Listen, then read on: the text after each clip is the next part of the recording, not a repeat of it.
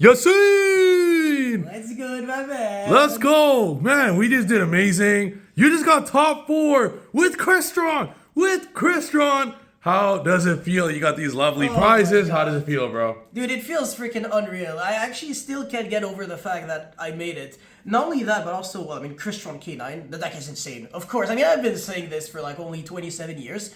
But, I mean, did you guys notice something? This is not my first time topping with Crystron. This is not my second time. Is it your Is it your third? It's not my third. Is it? It's your 4th! Let's go! Crystron best deck! Yo, this deck is actually unreal. I agree. Dude, honestly, I feel like Triff, you would have won the YCS even more if you played Crystron. Like, you won it with Yummy, of course. All I gotta say is I'm glad that we didn't play each other because it might have been a different result. But, bro, I saw how much you were cooking.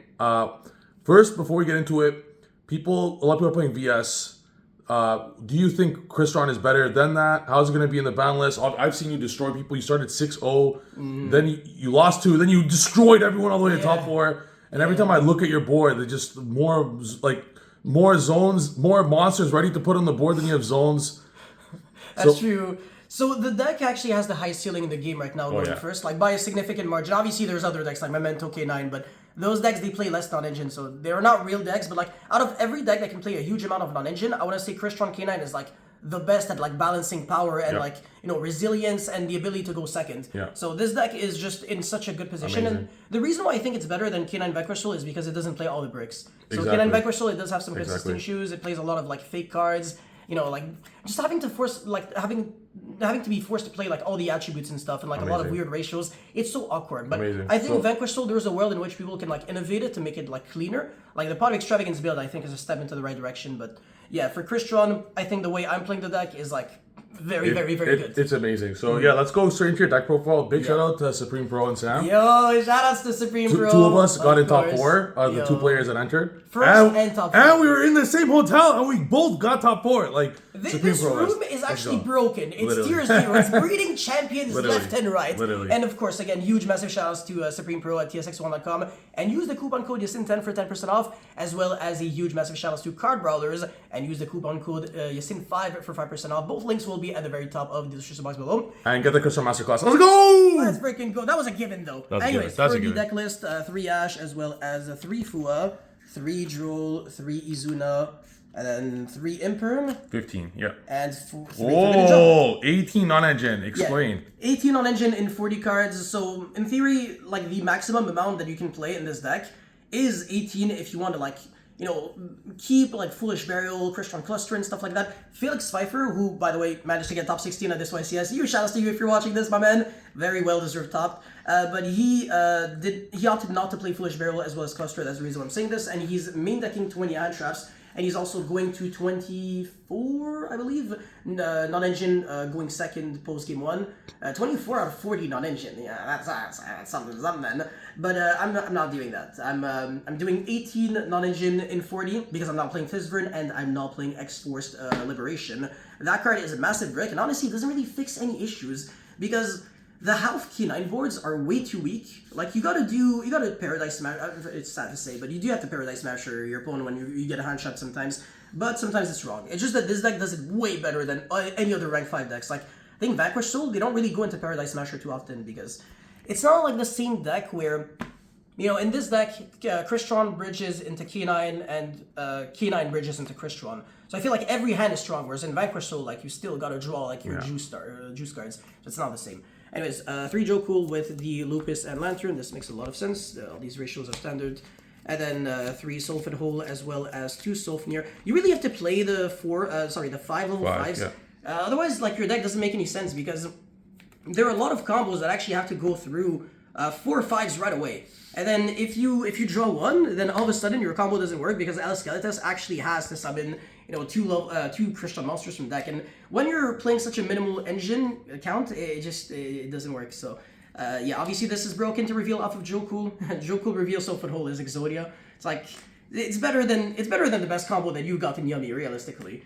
Of course, I mean, you can agree with that. Huh? This is absolutely filthy. And yeah, Sulfnir doesn't really do anything on its own.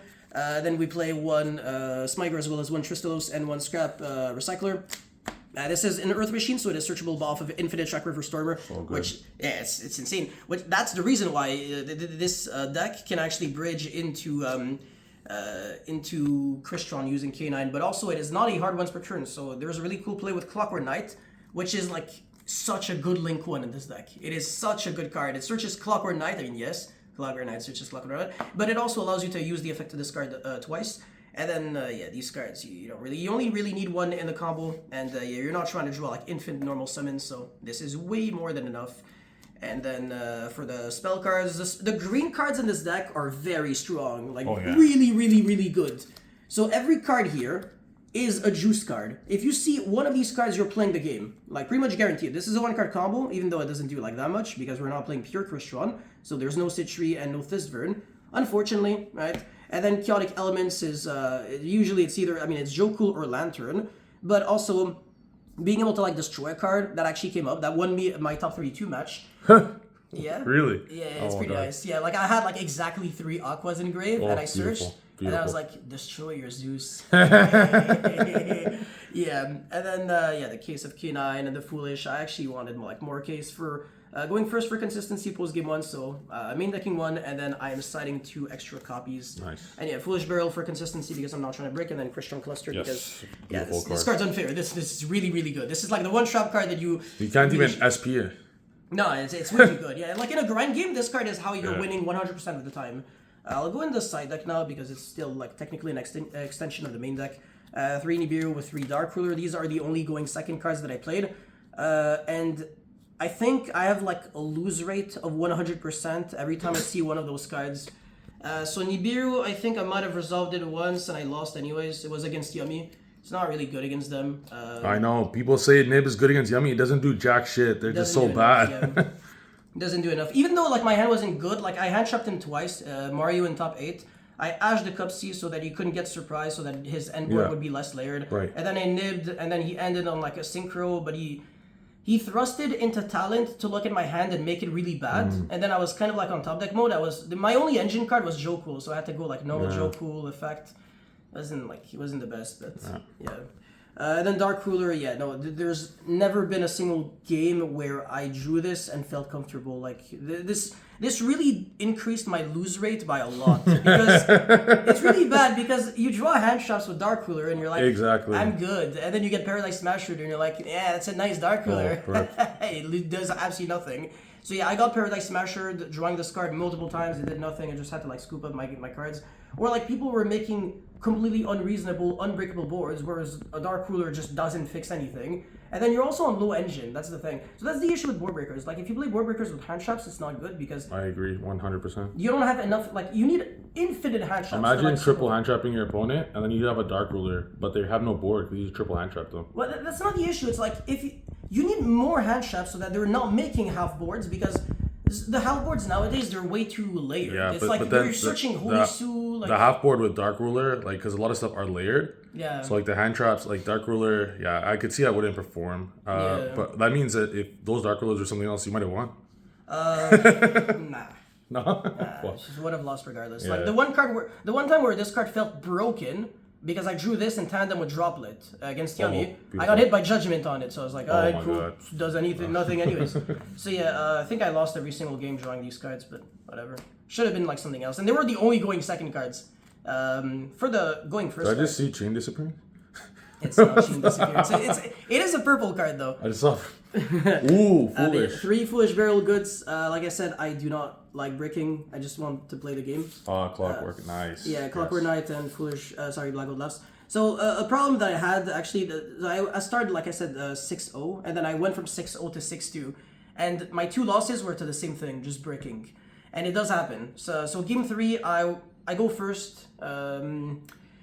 This is ridiculous. So I draw my hand one card after once, right? I'm playing against Crazy Mitsurugi. Spoiler alert, my opponent doesn't have any hand traps. My first card is like Ash, and then Drool, and then Solfadol. I'm like, that's a pretty okay hand, like maybe so far, because there's a lot of cards I can draw that would be fine. And then I draw Foolish Goods. I'm like, oh, I can play the game, let's go, I'm happy. And then the 5th card was Clockwork Knight, and I was like, I actually went from being in a good position to I lose the game on the spot. Oh, and yeah, God. I literally got OTK through Ash and Drool, but yeah, in theory, these cards are really cool.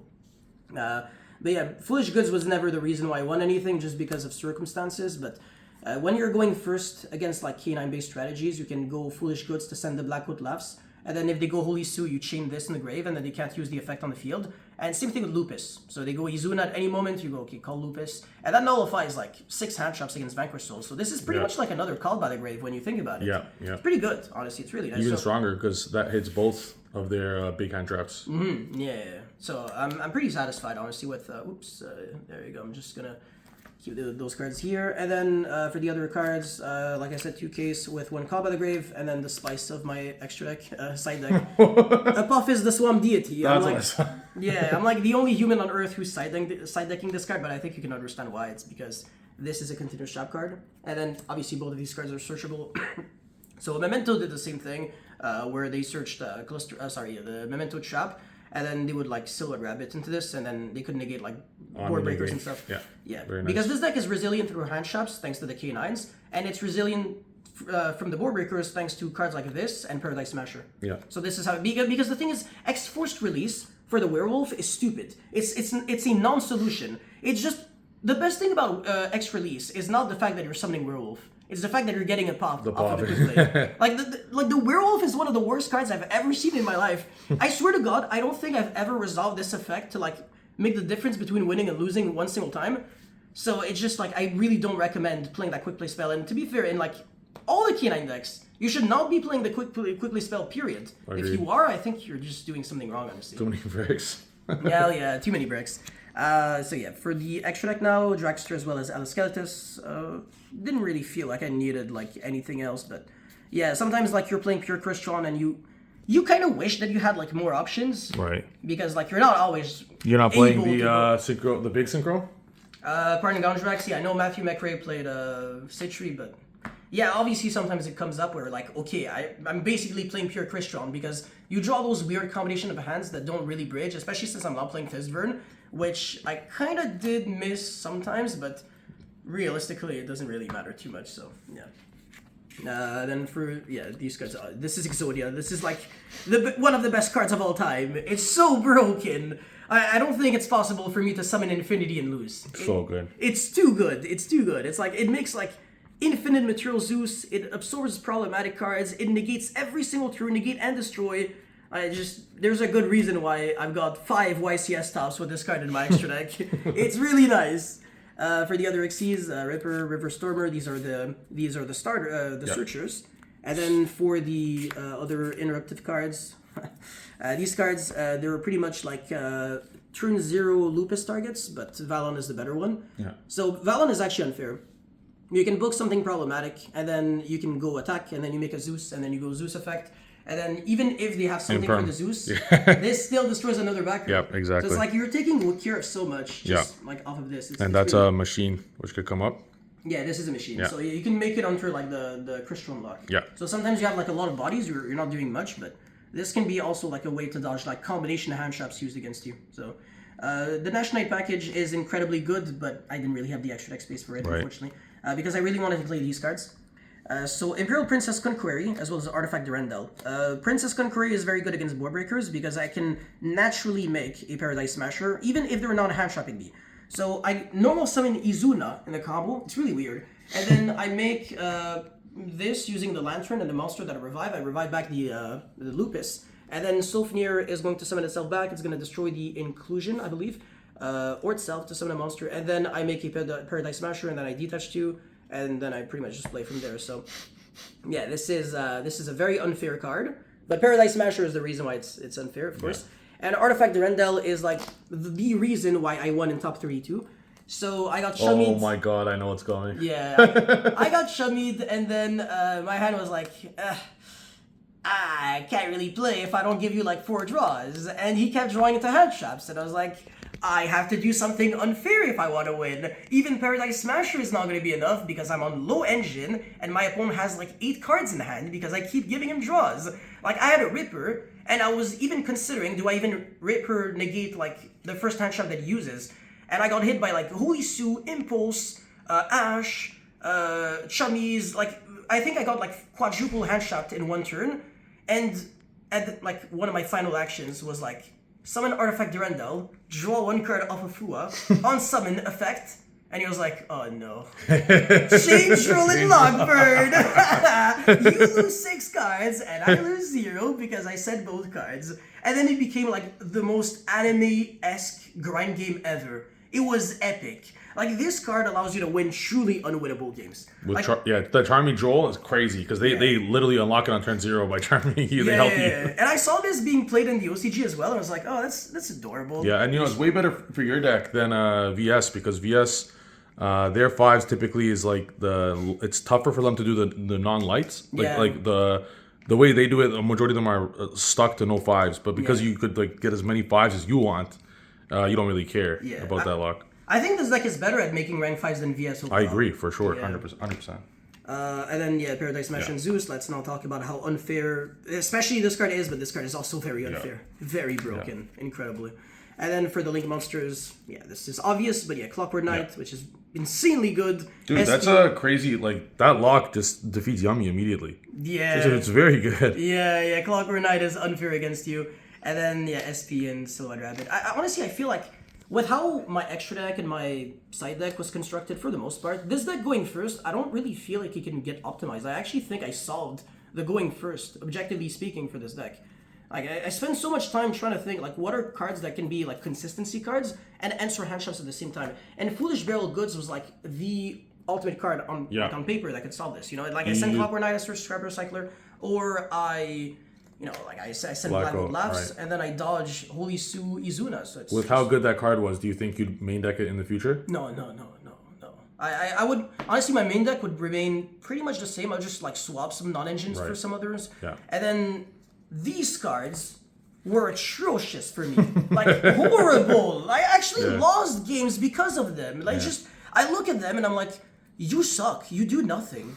It's just, I can't even have the ability to do anything with it. Like, low-key, I think, as stupid as this may sound, even Effect Veiler and Ogre would have been better. I agree, bro. Just because you need to stop your opponent early. Yeah, bro. And when you combine, like, Veiler seems bad, but when you combine it with 2 more hand traps, those 3 hand traps stop a lot of players. But that's, like, the mentality that you should have because, like, you're going to, like, 21 non-engine post-game 1. Exactly. So the goal is to, like, combine them with each other. But, like, Dark Ruler, that's not how it works.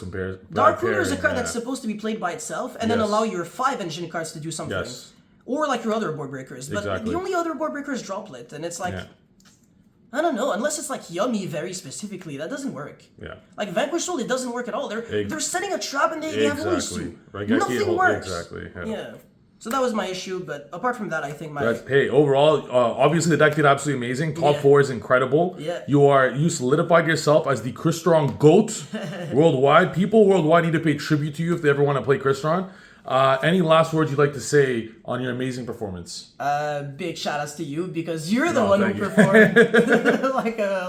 We both did great. Sure. Shout outs to this hotel room for hosting 2 of the biggest goats on earth. Of course, 2 champs, exactly. Well, I mean, 1 2-time champ and 1 future 10-time champ. Next YCS champ. Let's go. For sure. And I mean, huge shout outs to all my friends for the support, of course. I mean, there's way too many to name. But I will shout out Lucas Sacco, Mario D'Amico, Julian Keon, I guess. I don't even know, honestly, at this point. Just people who helped me like with theory of the deck and just people I bounced ideas with. There's a lot of people, but yeah. And also shout outs to my sponsors again, and shout outs to you. Let's go. Thank you. You did absolutely amazing, and you're winning the next YCS. Later, guys. Peace.